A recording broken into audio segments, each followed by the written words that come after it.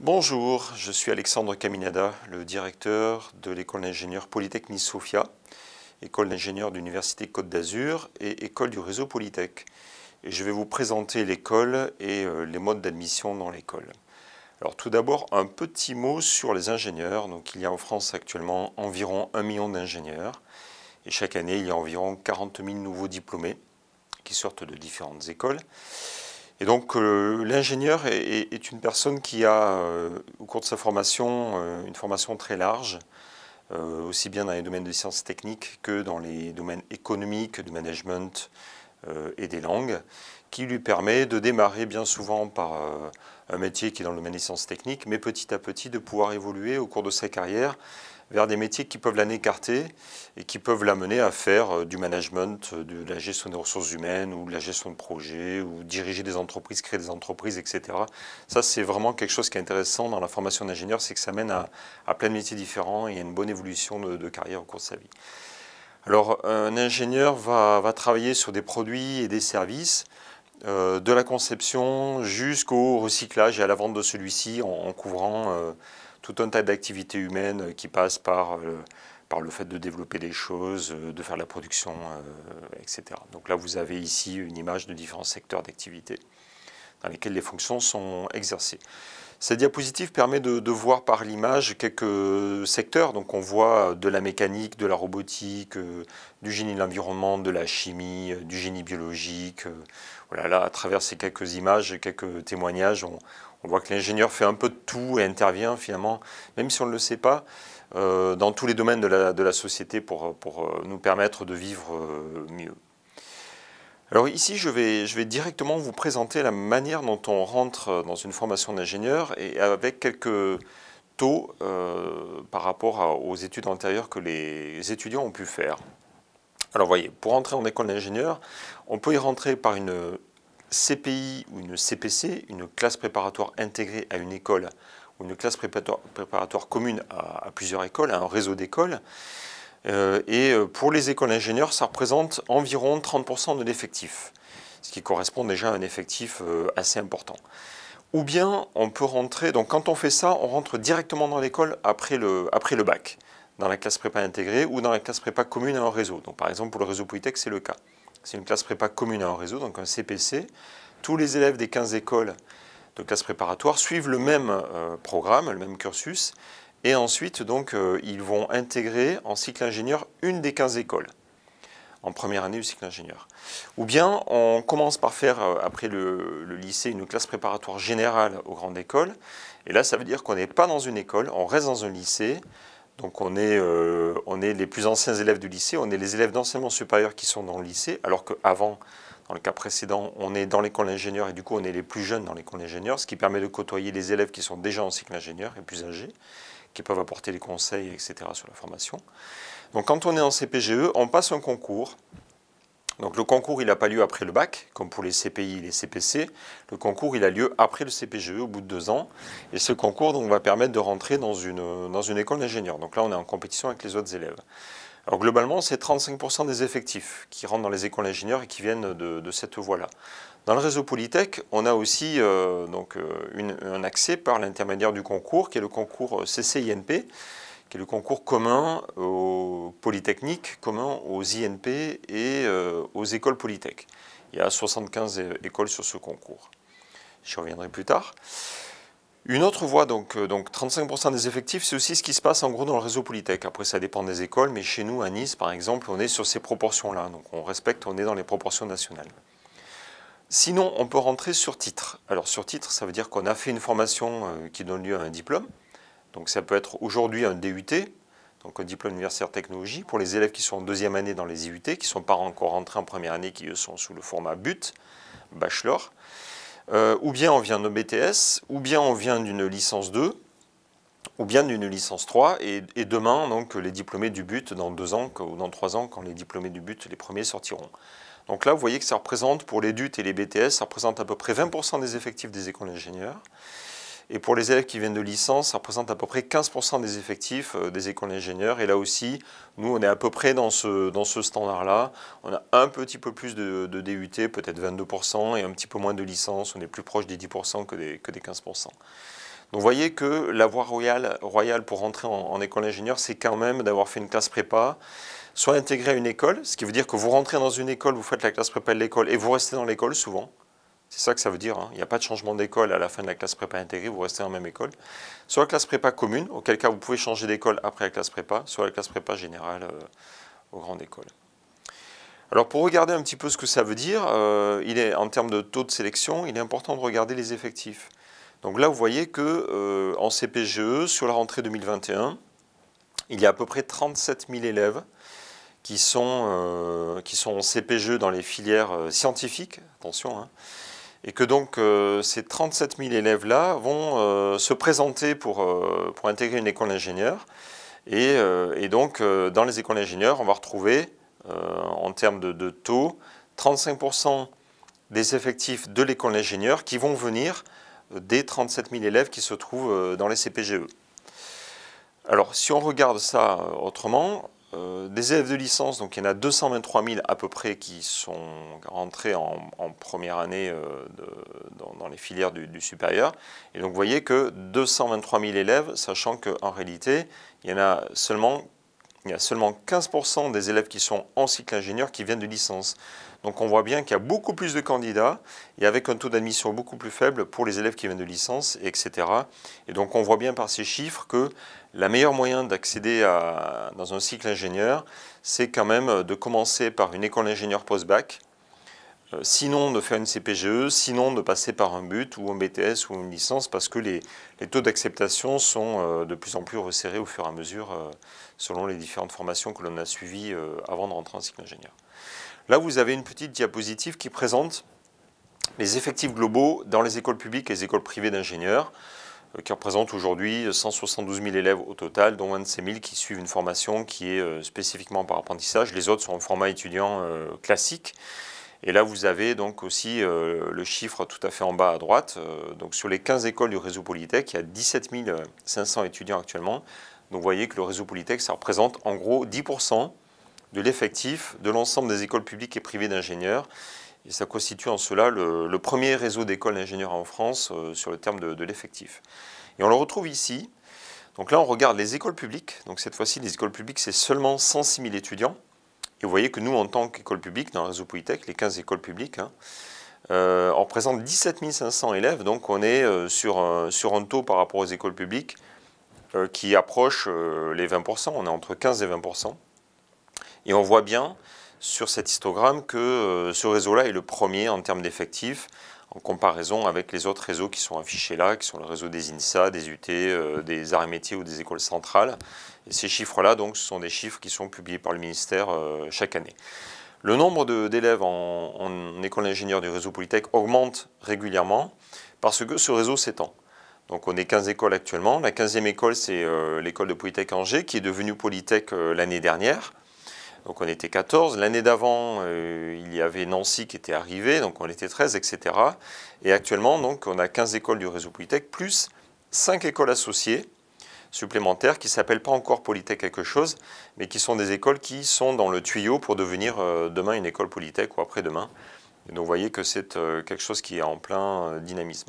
Alors le réseau Polytech, même si ce réseau a été créé seulement dans les années 2000 par le ministère de l'Enseignement supérieur, c'est un réseau qui est composé d'écoles plus anciennes et qui existaient depuis 40 ou 50 ans. Donc à Nice, c'est le cas, par exemple. La première école a été créée en 1986, donc bientôt 40 ans. Et en fait, c'est pour donner plus de visibilité à ces écoles d'ingénieurs publics qui se trouvent à l'intérieur des universités que le ministère a décidé, il y a une vingtaine d'années, de les regrouper par territoire et en même temps de leur faire changer de nom pour créer la notion de réseau.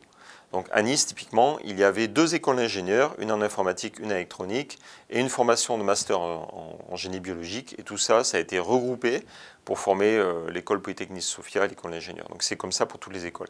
Donc même si le nom du réseau est récent, les écoles en réalité sont plus anciennes. Et vous voyez qu'il y a une dynamique qui fait que ce réseau est de plus en plus connu en termes de marque, en tout cas. Alors comment rentrer dans le réseau maintenant? On va rentrer un peu plus dans le détail. Donc là, vous avez sur cette page le site principal du réseau Polytech qui s'adresse à toutes les formes de candidature et à partir duquel vous allez avoir des pointeurs Internet sur les différentes formes d'admission, selon que vous voulez intégrer une école tout de suite après le bac, selon que vous voulez intégrer une école après le concours, après avoir fait une CPGE, donc par le concours CCINP, ou selon que vous voulez intégrer une école après avoir fait un DUT, un BTS suivi d'une ATS, par exemple, donc une année de prépa spécifique pour les BTS, ou bien après une licence, ou même après un diplôme que vous avez obtenu à l'étranger. Donc un diplôme de tout type, Bac+2, Bac+3 obtenu à l'étranger. Donc ça, c'est vraiment le point d'entrée principal. Donc vous voyez qu'au niveau des recrutements post-bac, on est sur le concours GEPI, qui est sur Parcoursup. Je vais rentrer plus en détail tout à l'heure sur ce concours-là, qui concerne 34 écoles avec plus de 3000 places, qui est piloté par le réseau Polytech. Sinon, sur le recrutement CPGE, donc là on est sur le concours en particulier CCINP, dans lequel il y a 7000 places ouvertes, il y a 75 écoles, 20 000 candidats à peu près, et là aussi donc, vous avez un certain nombre de places qui sont ouvertes pour les écoles du réseau Polytech. Et sur le concours sur titre, donc, il y a à peu près 300 places pour les élèves qui arrivent de DUT, de BTS, de L2 ou de L3. Voilà à peu près comment ça se répartit. Alors une chose importante, c'est que nos écoles donc, sont publiques, ce qui veut dire que les frais d'inscription sont de 601 € par an. Donc ce sont des écoles qui sont aujourd'hui totalement financées par l'État. Donc le coût de formation d'une année d'école, c'est à peu près 10 000 €, quelle que soit la formation. En gros, c'est vraiment un chiffre moyen que je vous donne. Et donc, les frais d'inscription étant de 600 €, vous voyez bien qu'en fait, l'État prend en charge 9 400 € de formation par an pour les élèves qui se présentent. Et les élèves qui sont boursiers de l'État, qui représentent 35% des élèves, ce qui est beaucoup, hein. C'est à peu près 2 fois plus que la moyenne nationale. Donc, dans le réseau Polytech, ces élèves-là, eux, ne payent absolument rien, ils n'ont même pas de frais d'inscription. Voilà. Important à savoir aussi, c'est que les élèves qui vont rentrer pour faire une formation par l'apprentissage, eux ont leur formation qui est prise en charge par les entreprises qui vont en fait verser les coûts de formation directement à un opérateur de compétences, à une OPCO. Et donc là aussi, les élèves qui rentrent par l'apprentissage, eux, ne payent rien. Alors, une chose importante, c'est que lorsque vous rentrez dans le réseau Polytech dans un format étudiant, vous passez un de ces concours-là, qui sont des concours nationaux. Ce qui veut dire que vous allez faire des vœux par rapport à des écoles, mais nous, les écoles, on ne sélectionne pas nous-mêmes les candidats. Les candidats sont sélectionnés par le système de concours national. Par contre, si vous voulez rentrer dans une école, donc dans la nôtre en particulier à Nice-Sophia, pour une formation par apprentissage, là c'est différent. Ça se passe directement au niveau de l'école. C'est l'école qui organise son propre concours. Donc c'est quand même un concours parce qu'on a un nombre de places réservées. Donc là on en a 96 par exemple à la rentrée pour 4 formations au total pour l'apprentissage. Et là donc il vous faut aller sur le portail de notre école directement. Vous recherchez les formations par apprentissage. Donc une fois sur le portail de l'école, vous recherchez formation. Après vous regardez formation par alternance. Vous cliquez et vous arrivez là. Et là il y a 4 formations qui vous sont proposées et qui vous renvoient vers la plateforme numérique qui vous permet de déposer votre dossier. Donc cette plateforme numérique s'appelle la plateforme e-candidat. Et vous allez voir que cette plateforme e-candidat, en fait, donc i comme E, comme électronique, candidature électronique, elle est gérée directement par Université Côte d'Azur. Donc ça va vous renvoyer sur Université Côte d'Azur, mais donc pour l'apprentissage, c'est comme ça que ça se passe. Alors l'école en quelques mots. Donc vous voyez sur cette page que vous avez donc 8 formations d'ingénieurs. Il y en a 7 qui sont ouvertes au statut étudiant, avec un concours national pour y rentrer, et 4 qui sont ouvertes pour une formation d'apprentissage. On peut rentrer en apprentissage directement en première année du cycle ingénieur ou en deuxième année du cycle ingénieur. Donc, si vous rentrez en première année, vous faites 3 ans apprenti. Si vous rentrez en deuxième année du cycle ingénieur, vous faites 2 ans apprenti. Okay, et il est tout à fait possible de rentrer en première année du cycle ingénieur en format étudiant. Et si cette formation-là, par exemple, vous choisissez de faire du génie de l'eau en format étudiant, vous arrivez chez nous en première année cycle ingénieur en format étudiant, si au bout d'un an, vous vous dites maintenant je veux passer apprenti, vous pouvez changer. Donc première année étudiant et en deuxième année, vous pouvez dire je passe apprenti et vous faites votre deuxième et troisième année en apprentissage. Donc vous devenez salarié d'une entreprise et nous, on vous aide à trouver l'entreprise. Donc comme vous le voyez là, en fait, je vous rappelais tout à l'heure que l'école a été créée en 1986. Et qu'elle est devenue école Polytech, donc elle a changé de nom en 2005. Voilà.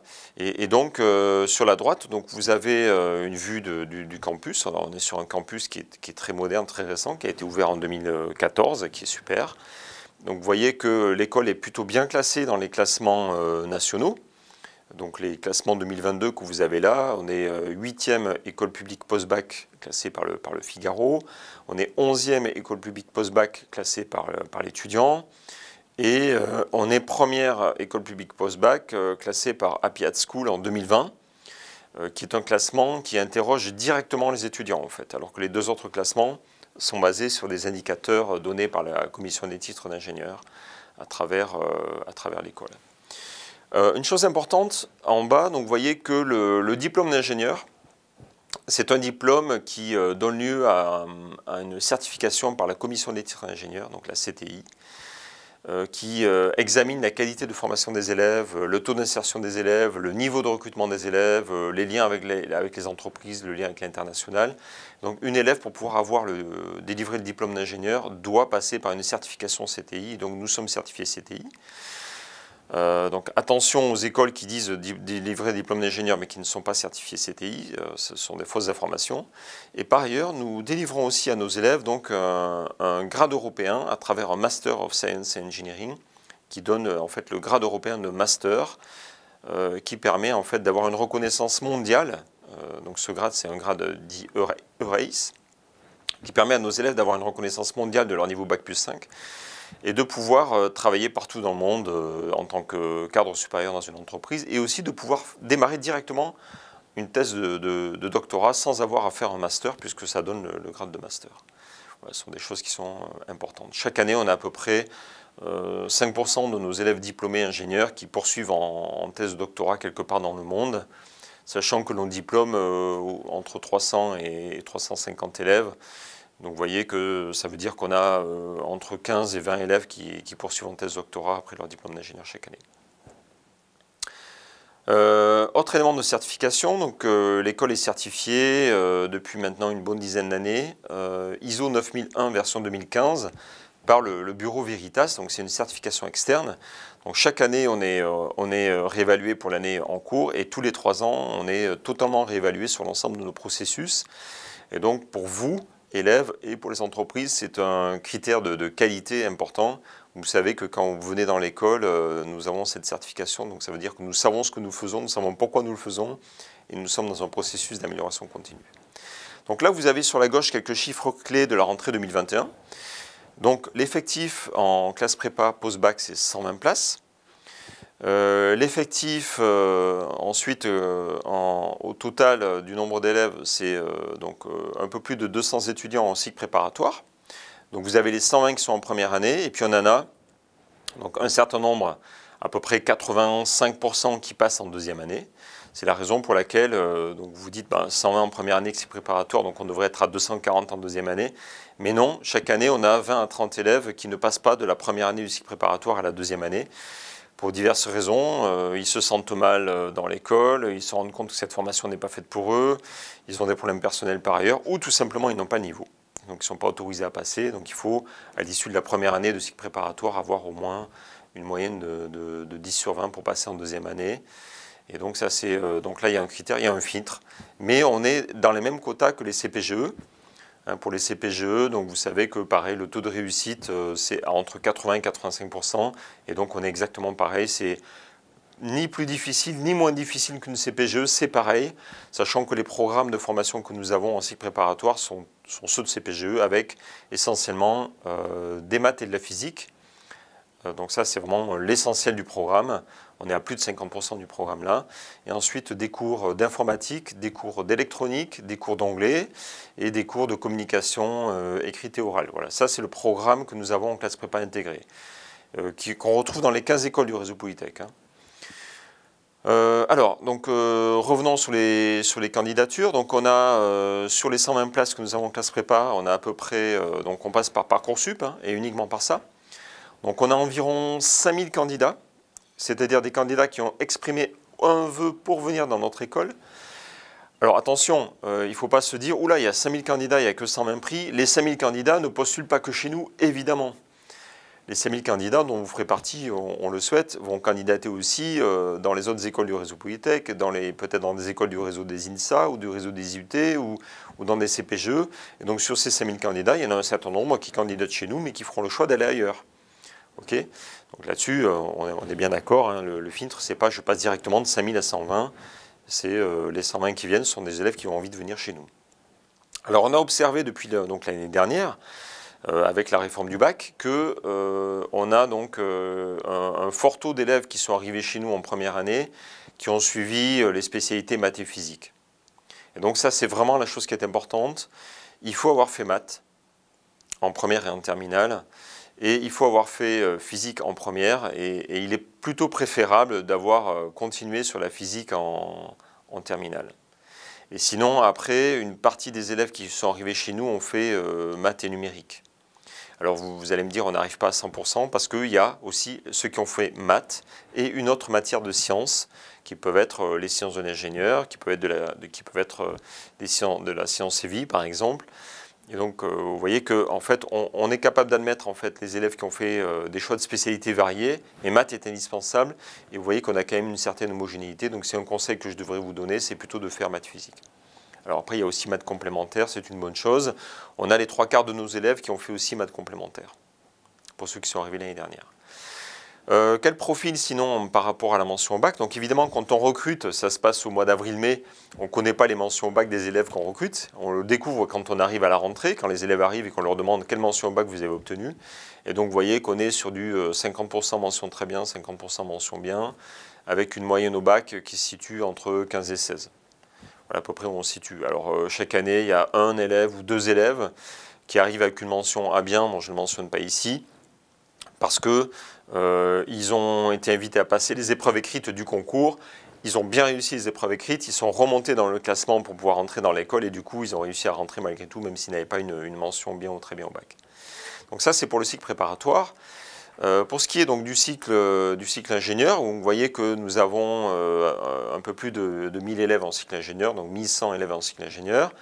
Donc sur la rentrée qu'on vient de faire, on avait très exactement 350 places ouvertes pour les élèves ingénieurs sous le format étudiant, donc arrivant par les différents concours nationaux dont j'ai parlé, et 96, donc une centaine de places ouvertes pour les élèves ingénieurs arrivant par le format apprenti. Donc avec cette fois-ci un concours spécifique à l'école, un concours dans lequel il n'y a pas d'épreuve écrite ou orale, un concours dans lequel vous présentez votre dossier, on l'examine, on vous classe, et en fonction de votre classement, vous êtes admissible pour la formation d'ingénieur par apprentissage. Ensuite, vous êtes invité à venir à un forum entreprise qui va avoir lieu cette année fin avril. Donc ça, c'est uniquement les élèves admissibles pour la partie cursus par apprentissage qui sont invités à venir donc à ce forum fin avril qui se déroule dans l'école. Et là, il y a des entreprises qui viennent et qui vont directement chercher à recruter des apprentis. Vous passez un entretien. Vous avez jusqu'à fin septembre pour signer un contrat avec une entreprise. Dès lors que votre contrat est signé fin septembre, vous êtes définitivement admis dans la formation. Donc vous démarrez les cours début septembre et vous avez encore un mois après le début des cours pour signer votre contrat, et après vous êtes définitivement admis en cycle apprentissage. Donc là, il y a quand même une étape à passer qui est de trouver une entreprise qui vous accompagne en tant que salarié dans votre formation d'apprenti. Alors vous voyez qu'on a aussi un certain nombre d'élèves inscrits en formation de master, et puis nous avons donc des étudiants en thèse, donc une soixantaine qui sont encadrés par les enseignants-chercheurs de l'école à travers les unités de recherche d'Université Côte d'Azur, puisque l'école en fait n'a pas en propre d'une unité de recherche. Les unités de recherche sont à l'université, mais nos enseignants-chercheurs, on en a 110 à peu près, font leurs recherches dans les unités de recherche de l'Université Côte d'Azur. Donc ça, c'est la force des écoles internes aux universités, c'est qu'on est accompagné par l'université pour mener des activités de recherche qui permettent à nos enseignants-chercheurs d'être toujours au top des derniers éléments d'innovation en matière de sciences et technologies, et qui produisent la recherche qui vont produire les innovations de demain. Donc ça, c'est quelque chose qui est important. Donc, pour finir sur cette page-là, donc on a à peu près 30% de filles, ce qui nous situe dans la moyenne des écoles d'ingénieurs, et 34% de boursiers, ce qui nous situe à peu près à 2 fois la moyenne des écoles d'ingénieurs. Alors un élève boursier, ça veut dire quoi? Ça veut dire que c'est un élève en fait dont les moyens des parents, les moyens que justifient les parents sont considérés par l'État comme étant des moyens qui demandent à être accompagnés pour permettre à leurs enfants de faire des études supérieures. Et donc un élève boursier qui arrive chez nous, ça veut dire que c'est en particulier un élève méritant qui bénéficiera d'un financement de l'État pour pouvoir payer son logement, payer ses repas et qui n'aura aucun frais à l'école. Voilà, et pour terminer, donc on a 22% d'étrangers. Alors 22% d'étrangers, c'est beaucoup, parce que si vous faites le compte de l'ensemble des élèves que nous avons à peu près 1500 élèves en tout dans l'école, hein, et 22% d'étrangers, ça représente 300 élèves. Donc on a à peu près 300 élèves qui viennent de l'étranger, y compris en cycle préparatoire. Sous les 120, on en a une dizaine chaque année qui sont des élèves qui sont francophones et qui viennent faire la formation cycle préparatoire. Par contre, en formation d'ingénieur, donc on a plus de 60 nationalités. Donc parmi eux, on a toute la francophonie, mais on a aussi des élèves anglophones ou tout simplement non francophones. Et donc il faut savoir que nous avons certaines formations qui sont dispensées en anglais, donc je pense en particulier dans le domaine de l'informatique, de l'électronique, de la robotique, où une partie des cours, voire la totalité des cours est faite en anglais. Par exemple en robotique, la première année est en français, la deuxième année et la troisième année sont intégralement enseignées en anglais. Voilà. Sur la droite, vous avez les ressources de l'école. Donc vous voyez que notre budget annuel est d'environ 15 millions d'euros et on a donc environ 50 personnels administratifs et techniques pour faire fonctionner l'école, entretenir le campus, etc. Et 160 enseignants et enseignants-chercheurs, dont 110 qui sont propres à l'école et une cinquantaine qui viennent de l'Université Côte d'Azur. Alors là, vous avez une petite vision concrète de ce que signifie notre campus. Une chose importante, c'est que pour se déplacer et pour le logement, ce sont des choses qui sont importantes, et pour les repas. Donc pour se déplacer, on a devant l'école le dernier arrêt du bus tram qui mène directement sur Antibes. Et donc vous avez la liaison Antibes-Sofia en 15-20 minutes à peu près, avec un arrêt qui est au pied du campus. Donc vous sortez du tram, vous remontez quelques dizaines de marches et vous êtes directement dans les bâtiments. Au niveau de la restauration, on a un restaurant du Crous sur le campus qui sert à peu près 600 couverts par jour. Donc ça veut dire qu'on a pas mal d'élèves qui prennent leur déjeuner là. Donc c'est pour le déjeuner, c'est pas pour le dîner, hein. Au niveau des logements, on a à peu près 350 studios qui sont en convention avec l'école et qui se trouvent pour la majorité tout autour de l'école. Donc avec des logements soit du Crous, donc gérés par l'État, soit des logements privés avec des logements réservés aux étudiants. Donc privés mais réservés aux étudiants. Donc ça veut dire que ce sont des résidences étudiants. Et puis nous avons quelques logements qui sont un peu plus loin. Donc on a une centaine de logements qui sont au lycée international de Valbonne, où on loge en priorité nos élèves qui viennent de l'étranger et qui arrivent pour la première fois à l'école. Comme ça, ils sont ensemble. Ils peuvent échanger plus facilement sur l'expérience SCD. Et nous avons aussi des logements conventionnés sur Antibes et quelques-uns sur Nice aussi. Donc la majorité autour de l'école, vous sortez le matin, vous avez pris votre petit déjeuner, en 10 minutes à pied vous êtes à l'école, mais aussi des logements un peu plus loin qui peuvent nécessiter de prendre des transports en commun. Si vous êtes à Antibes, vous prenez le bus tram ou éventuellement vous prenez le bus si vous êtes au CIV ou bien vous venez en voiture si vous avez décidé d'être ailleurs. Pour aller à Nice, pareil, il y a un bus direct qui permet de venir à Nice et il faut compter à peu près une demi-heure à 40 minutes pour venir le matin.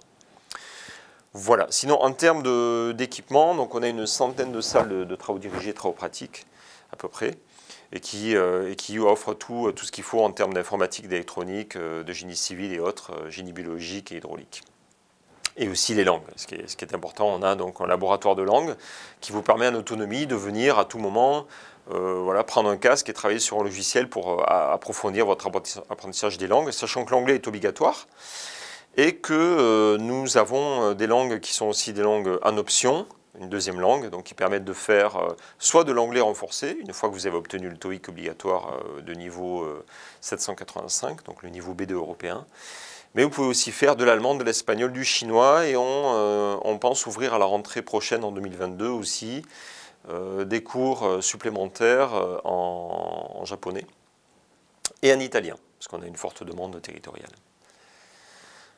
Alors, il y a des clubs, donc il y a une vie étudiante très importante dans l'école, donc il y a plus d'une dizaine de clubs, et notamment il y a un bureau des élèves très actif qui organise beaucoup de manifestations, et notamment sur tout le mois de septembre et d'octobre, il y a beaucoup de manifestations qui permettent aux élèves de se rencontrer, donc des manifestations dites d'intégration, qui permettent aux élèves de se rencontrer. On peut aussi faire du sport, on peut aussi faire des jeux, on peut aussi faire la programmation, il y a aussi un bureau des arts, on a un groupe de musiciens qui animent d'ailleurs notre remise des diplômes et nos journées portes ouvertes qui sont extraordinaires. On a un bureau des humanités qui font beaucoup de choses.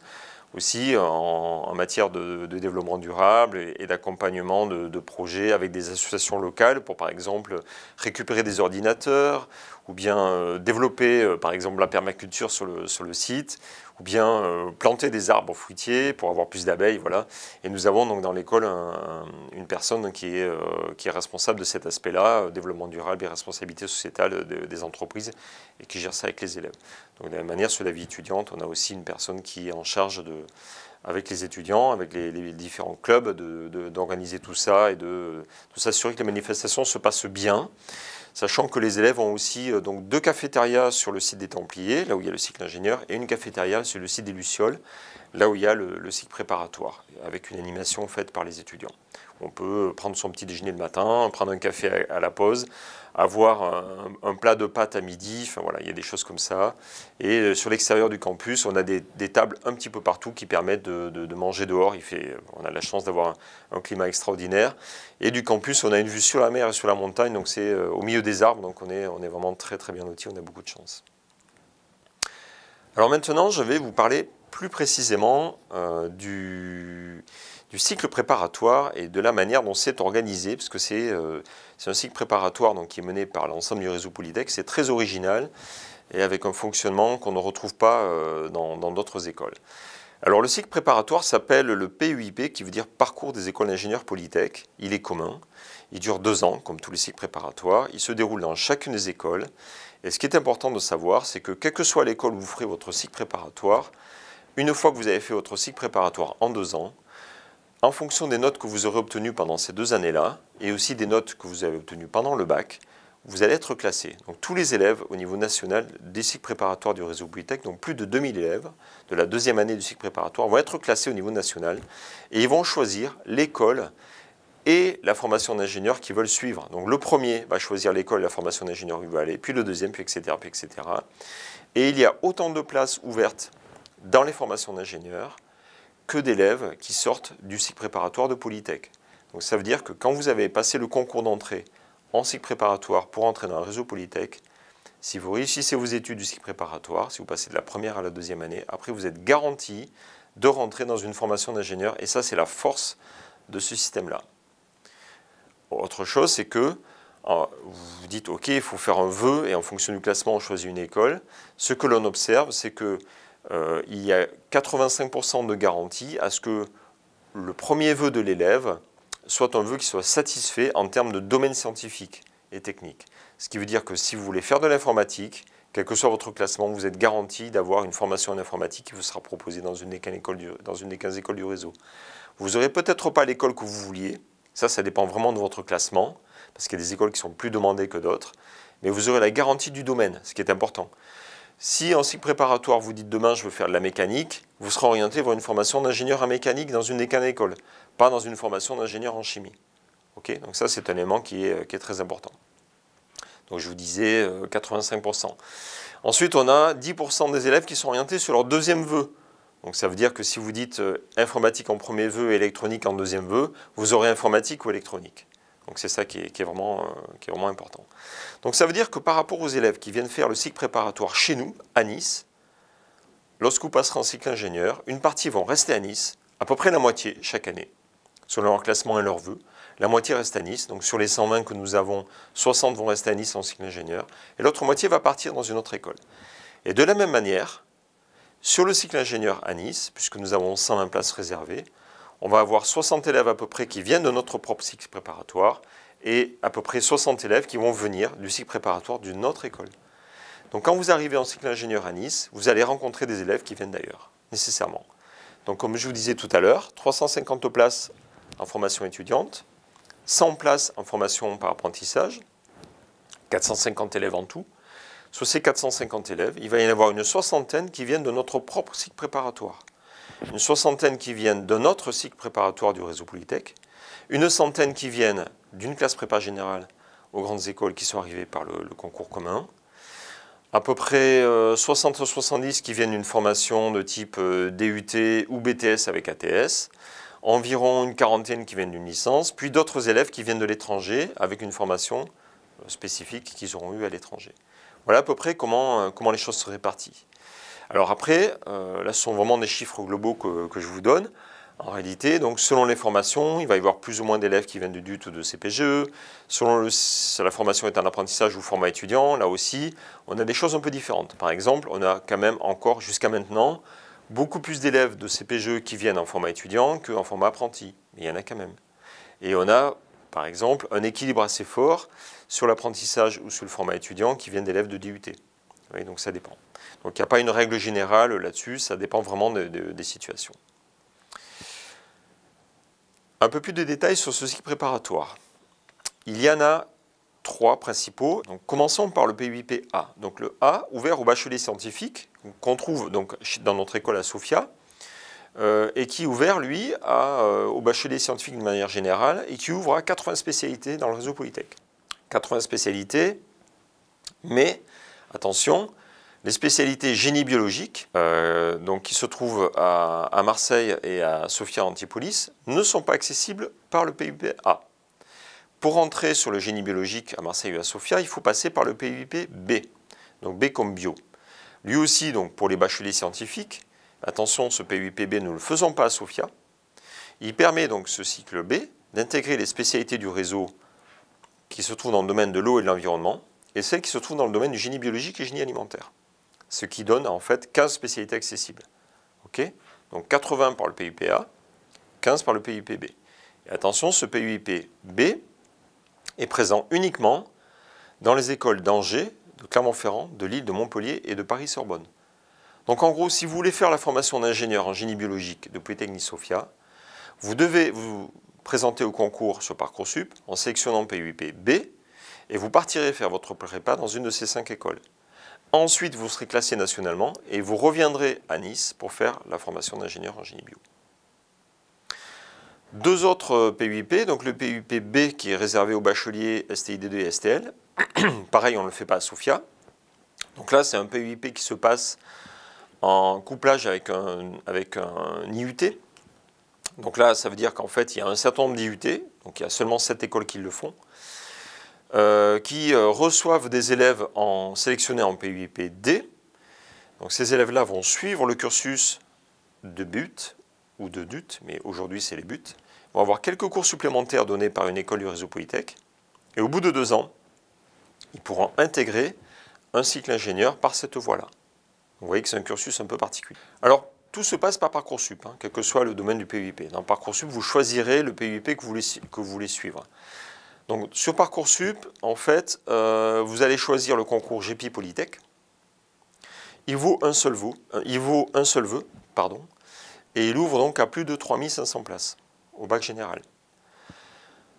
Dans ce vœu-là, vous avez les sous-vœux qui correspondent aux 34 écoles qui figurent dans ce concours. Vous pouvez sélectionner de 1 à 34 écoles. Vous pouvez prendre autant d'écoles que vous le voulez. Il n'y a pas de restriction sur le sous-vœu. Okay, tout ça, ça correspond à un seul dossier numérique et un seul concours. Donc il y a les 15 écoles du réseau Polytech, plus d'autres écoles, jusqu'à 34 écoles en tout, et vous allez être candidat sur ces 34 écoles si vous les cochez toutes. Pour le réseau Polytech, via ce concours, il y a donc 2065 places en PUIP-A, dont 120 chez nous, à Nice. Il y a 142 places en PUIP-B, et il n'y en a pas chez nous, puisque nous n'avons pas ce cycle préparatoire spécifique bio. Le calendrier. Le calendrier que je vous affiche ici, c'est celui que vous verrez sur le portail de Parcoursup. Donc là, vous avez les différentes dates pour les dépôts des dossiers, la confirmation des vœux, et vous avez aussi, vers mi-avril, donc la décision du jury du réseau Polytech, cette fois-ci, et du concours GEPI de manière générale, qui va être donné donc mi-avril, pour savoir comment vous allez être classé. Donc en fait, qu'est-ce qu'on fait ? Une fois que la confirmation des vœux est faite jusqu'au 7 avril, on va prendre l'intégralité des dossiers, donc on a entre 20 et 25 000 candidats sur le concours GEPI, et on va les classer, en prenant en compte, je vous l'expliquerai tout à l'heure, un ensemble de notes. À l'issue de ce classement-là, il va y avoir 2 catégories, les meilleurs dossiers et les autres dossiers. Alors les meilleurs dossiers, c'est autour de 1000 dossiers, donc les 1000 premiers. Ils vont simplement être convoqués à un entretien de motivation. Cet entretien donc, va se dérouler entre le 20 avril et le 7 mai et il se passera dans une des écoles du réseau Polytech. Donc, si vous habitez près de Polytechnique Sophia, vous aurez l'entretien dans notre école. Et nous sommes aussi associés avec un lycée sur Nice qui fait aussi passer des entretiens. Si vous ne faites pas partie des meilleurs dossiers, vous allez recevoir une convocation pour une épreuve écrite qui va se dérouler donc, le 4 mai. Et là, donc, il y a plus de 100 centres d'examen pour cette épreuve écrite. Et de la même manière, ça pourra se passer chez nous. Donc le 4 mai, il n'y a pas de cours, tout le monde vient pour passer le concours et là vous avez une prise en charge. Dès que vous arrivez sur le campus, on vous aide à vous garer, on vous oriente pour vous amener sur les lieux du concours. C'est le mercredi 4 mai après-midi, on prend votre fiche d'identité, on vous amène jusqu'à la salle, vous passez les épreuves, etc. Voilà comment ça se passe, vous êtes totalement accompagné pour cela. Voilà, et vous aurez le résultat à partir du 2 juin. Alors là, vous avez donc un peu de détails sur le concours GP Polytech à proprement parler. Donc deux choses importantes pour compléter ce que je viens de dire. Tout à fait en bas, les frais d'inscription. Donc pour les élèves qui sont bénéficiaires d'une bourse de l'État, il n'y a pas de frais d'inscription. Et pour les autres élèves, donc, vous avez des frais d'inscription au concours qui sont de 60 € pour tous les autres candidats. Et donc c'est 60 € pour l'ensemble des écoles. Donc c'est un concours qui demande donc une seule inscription et un seul frais d'inscription pour toutes les écoles. Alors maintenant, donc, qu'est-ce qu'il faut faire pour pouvoir passer ce concours dans des bonnes conditions? Donc, ce que l'on vous conseille en classe de première, c'est d'avoir suivi, ou de suivre en tout cas, la spécialité mathématiques et la spécialité physique-chimie. Et puis ensuite, vous prenez un troisième enseignement de spécialité de votre choix. En classe de terminale, donc, il faut suivre la spécialité mathématiques, ou à défaut, l'option maths complémentaires et 2 spécialités scientifiques autres. Okay, et comme je vous le disais tout à l'heure, nous ce qu'on a observé à la rentrée dernière, c'est qu'on avait plus de 80% de nos élèves qui sont arrivés qui ont suivi la spécialité mathématiques, et les 3/4 des élèves qui sont arrivés qui ont suivi aussi maths complémentaires. Okay, et donc en plus donc, de la spécialité mathématiques, il faut compléter celle-là avec une autre spécialité parmi celles de sciences qui sont énoncées là, donc physique, chimie, sciences de la vie, numérique, sciences de l'ingénieur et biologie. Dans le concours à proprement parler, que va-t-il se passer? Donc première phase, on étudie les dossiers, on donne une note sur le dossier. Et cette note sur le dossier va vous classer. Et ensuite, soit vous irez sur un entretien, soit vous irez sur une épreuve écrite. Quels sont les éléments que l'on prend en compte dans la note de dossier? En première, on va prendre en compte la spécialité de maths et la spécialité de physique-chimie, ainsi que la note d'anglais que vous aurez, ainsi que la note de français au bac.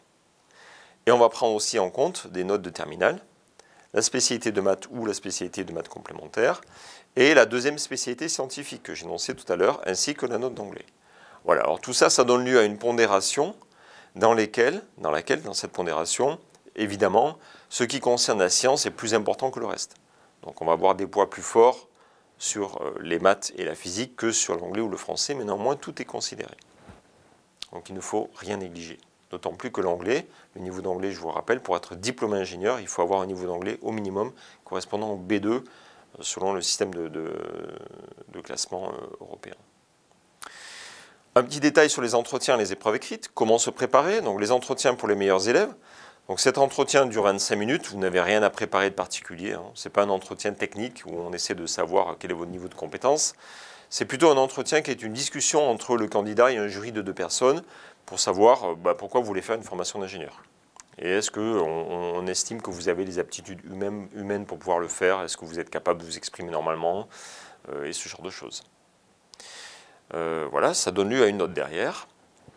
Et cette note va être réutilisée pour le classement une fois que toutes les épreuves ont été faites. Donc on va rajouter la note de l'entretien aux notes précédentes du dossier. Si vous êtes convoqué pour une épreuve écrite, donc tous les autres dossiers autres que les meilleurs, donc là vous aurez une épreuve de 3 heures avec un sujet de mathématiques, qui dure à peu près, on estime qu'il dure à peu près 2 heures, et un autre sujet à choisir parmi l'une des 4 matières énoncées là, physique-chimie, numérique, SVT ou sciences de l'ingénieur, dont on estime la durée à peu près 1 heure. C'est vous qui gérez votre temps. On vous donne tout d'un coup. Si vous passez seulement 1 heure sur les maths et 2 heures sur l'autre, c'est votre affaire. Vous gérez ça en fonction de votre savoir-faire et de vos compétences. D'accord? Mais c'est 3 heures en tout. Vous allez mentionner avant l'épreuve, on vous le demandera directement sur le site du concours, quelle est la matière, la deuxième matière en dehors des maths que vous voulez passer. Mais le jour de l'épreuve, vous pouvez changer, d'accord, selon la manière dont vous vous sentez. Ok. Voilà, pour ce qui concerne les élèves qui n'auront pas suivi la spécialité maths, mais la spécialité maths complémentaire en terminale, il y a seulement une partie du sujet de maths qui vous sera accessible le jour du concours. Voilà comment ça marche. Et j'ai terminé avec cela. Donc je vous remercie d'avoir suivi cet exposé, et donc je vous invite vraiment à aller d'une part sur le site Parcoursup pour vous inscrire, d'autre part sur le site du concours GEPI pour pouvoir regarder comment les épreuves se passent, et surtout pour aller chercher les annales du concours. Donc comment se préparer si vous êtes convoqué pour l'écrit. Allez sur le site du concours GEPI, regardez les annales, y allez corriger, faites les exercices, travaillez là-dessus. Normalement, vous êtes prêt, vous êtes en terminale, vous vous sentez bien, vous êtes confiant, et vous venez le jour du concours, vous êtes prêt. Mais faites des annales avant pour savoir un petit peu à quoi vous attendre. Ça sera quand même mieux pour vous. Et évidemment, c'est sur le programme de première et terminale, mais évidemment avec un focus sur le programme de terminale. Et puis, bien évidemment, allez aussi sur le site de l'école et des écoles du réseau Polytech pour vous renseigner sur les écoles et formations d'ingénieurs qu'il y a. Avec le conseil que je vous donne, c'est de cocher toutes les écoles au niveau des vœux, de manière à ce que ça vous donne la liberté maximale. Et nous vous invitons donc à venir nous rendre visite à l'école. Nous avons une organisation qui est appuyée par le rectorat et qui permet aux élèves de première et de terminale, à leur demande, donc c'est une demande que vous devez faire auprès de votre conseiller d'orientation. Donc vous allez voir votre conseiller d'orientation et vous lui demandez d'organiser pour vous, et pour d'autres élèves peut-être, une visite au sein de l'école Polytechnique Sophia.